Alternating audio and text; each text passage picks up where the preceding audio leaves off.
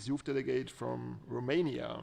And besides being youth delegate for your country for 2025, you are head of a climate programs at Social Innovation Solutions, board member at Rethink Romania, and a global shaper. In addition to that, you work at the intersection of sustainability, education, and business development. Furthermore, it is interesting to know that your country, Romania, is one of a few countries to have anchored environmental protection in its constitution and have a dedicated ministry on environment, waters, and forests. So we are pleased to welcome you. You have the floor, please. Thank you. Dear Mr. President, honorable members of the Congress, fellow youth delegates, my name is Roxana Chiritoiu, and I am honored to speak on behalf of the 46 youth delegates present here today. I come from Romania, a land of quiet strength, of green forests, golden fields, and blue rivers, a place where nature has always been close and now calls out for protection. In September 2024, Storm Boris devastated parts of my country. In Galați and Vaslui, entire communities were submerged. Military helicopters had to be deployed to rescue people trapped in their homes. But what came after the storm was just as painful. The silence, the uncertainty, and the realization that this might happen again. And we are not alone in this fear. Across Europe, young people are growing up with disaster as the new normal. Floods in Spain, wildfires in Greece, heat waves in Portugal, droughts in Italy. Climate breakdown is not a distant threat.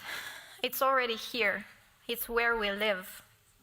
And yet, even in the face of crisis, we still struggle to bring people on board. That's why I want to start with something simple, but essential. Trust. When we talk about environmental protection, we must remember this. Policy will only succeed if people believe in it. We must build popular support. And to do that, we need to tell a better story. Not just a story of risks, but a story of rewards. Lower energy bills, cleaner air, less waste, more and better jobs. That's the story we need to tell.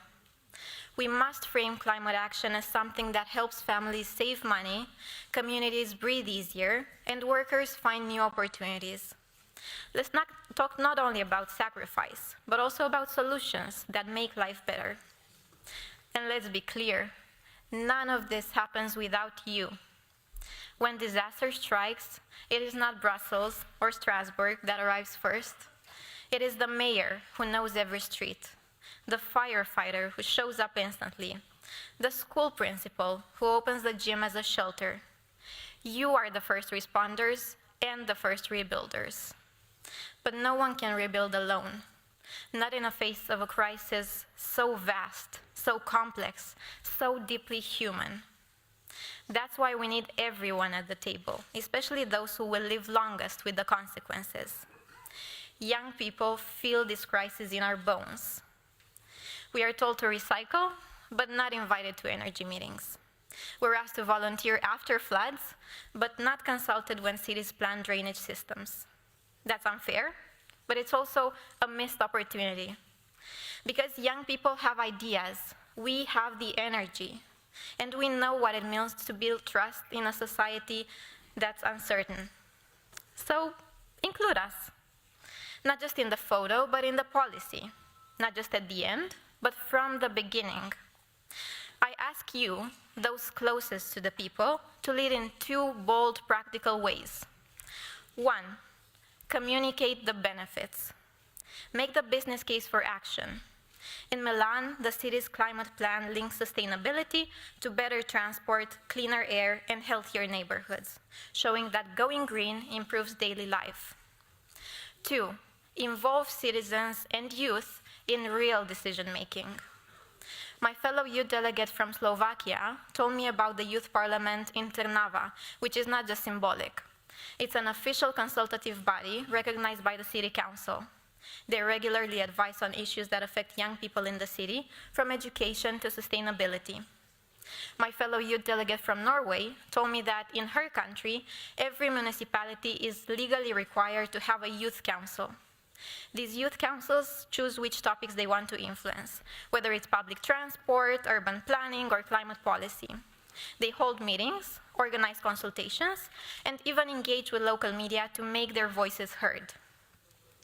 My fellow youth delegate from Austria told me that in Vienna, young residents aged 5 to 20 are given a real say in shaping their city.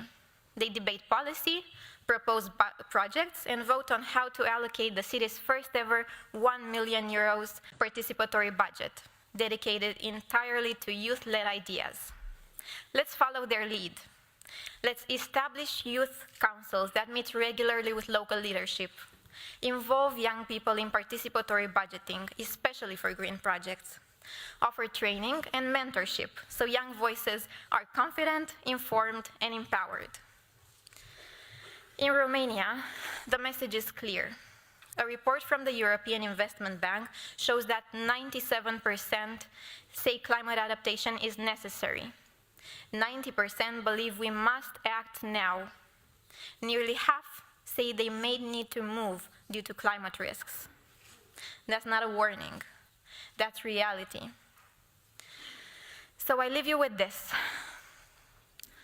Be the leaders who plant trees you will never sit under.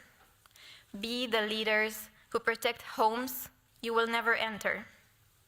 Be the leaders who choose courage over short-term comfort, because the future is watching and history remembers. Thank you.